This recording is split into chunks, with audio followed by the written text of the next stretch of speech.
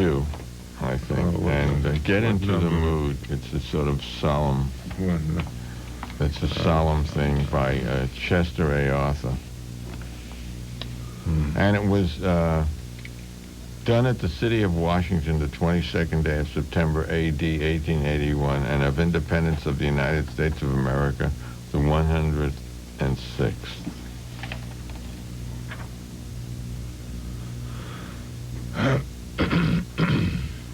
Whereas in his inscrutable... It's a proclamation.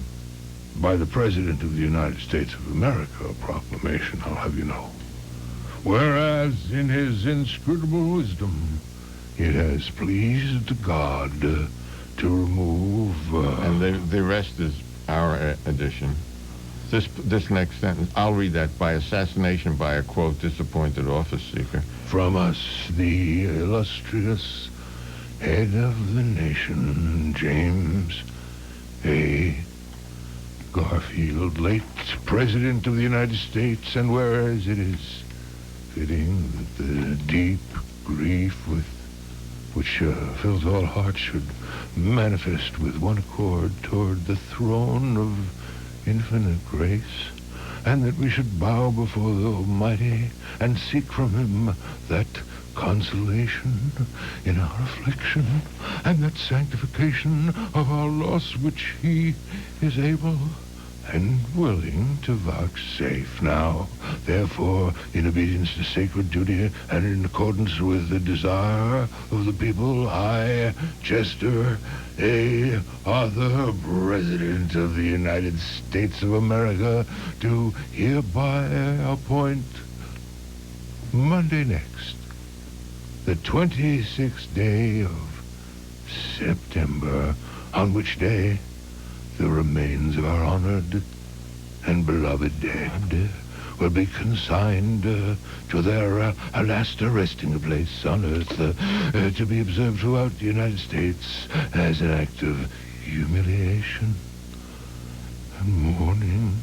And I earnestly recommend all the people to assemble on that day in their respective places of divine worship, where they're to render alike the tribute of sorrowful submission to the will of Almighty God and of reverence and love for the memory and character of our late Chief Magistrate, in witness whereof I have here to set my hand and cause the seal of the United States to be affixed, done at the city of Washington, the 22nd day of September, A.D. 1881, and of independence of the United States of America.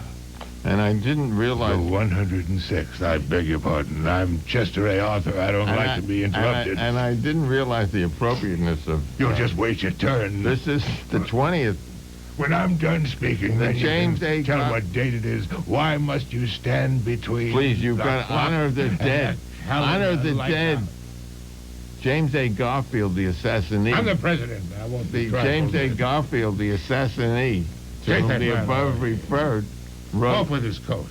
It said, the president's the last person in the world to know what the people really want to think. And that was said by the assassinee.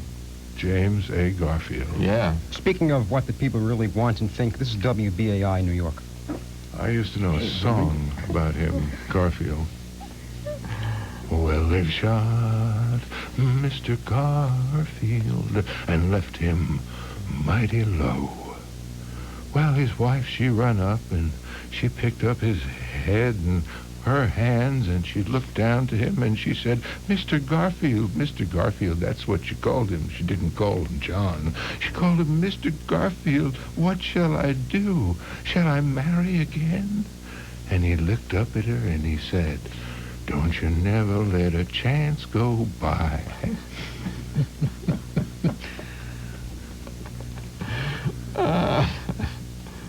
I know that rendition. That's by Basker Lammer Lunsford. That's right. That's right. With his banjo. Yeah. Who wants to do the polygamy one? Volunteer. Well, of course, it's everyone's fantasy to do it, but to sustain it is almost impossible emotionally and physically and financially. All right, I'll do it then. Okay, you do it. Since everyone wants to do it. This is by Rutherford B. Hayes, another Harvard Law School graduate. State of the Union Address, 1880. It is the recognized duty and purpose of the people of the United States to suppress polygamy where it now exists in our territories and to prevent its extension. The Mormon sectarian organization which upholds polygamy has the whole power of making and executing the local legislation of the territory of Utah. It is not a case for halfway measures. The sanctity of marriage and the family relation are the cornerstone of our American society and civilization. Wait a minute. That's an interjection. What? He didn't say that. No. You did. If he interjected, he would have used the condom. You did. They were invented then. The French letter, they were called, in England. Besides, in France, they were called the English fever letter. on those blankets, not syphilis. It was scarlet fever on the blankets. Look, you say civilization, I say civilization. You say tomato, I say tomato. You say potato, I say potato. I don't understand what the fight's about. Potato. Let's call the whole thing off. Let's pull. No. Too boring. Okay, now let me continue. You want you know what happened? You know what happened to the Mormons? They're still doing it. What? But anyway, to reestablish, I think there's another sect though that believes in polyandry, which means one woman can have as many men as she wants. Okay. So there's the... I thought it always meant keeping a sunny point of view. They're called the Namrams. Namrams, that's Mormon spelled backwards. The sanctity of marriage. We want no halfway measures. The sanctity of marriage and the family relation are the cornerstone of our American society and you said civilization.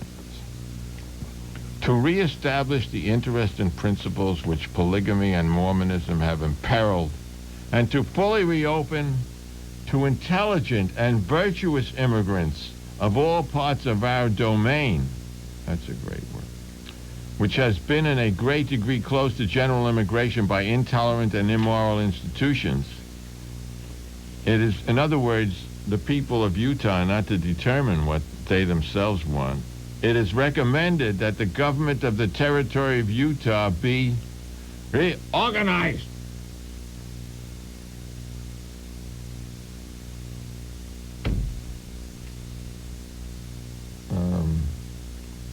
U.S. Grant. I think he had other names, but I think he liked to use the U.S. part of it. I know of no method to secure the repeal of bad or obnoxious laws so effective as their stringent execution. And Ulysses S. Grant said that. About the drug war of his day. Actually, all war is really a drag, you know. Who wants to do Andrew Johnson?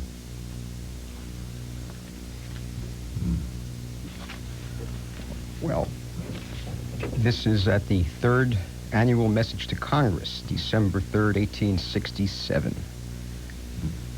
The peculiar qualities which should characterize any people who are fit to decide upon the management of public affairs for a great state have seldom been combined.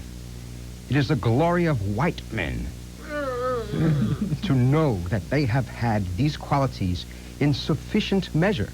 Wait, does that include Jews? He doesn't say. I said white men. Were Jews around? Yeah, I guess. It is the glory of white men. Sit down, Noseberg, whatever your name is.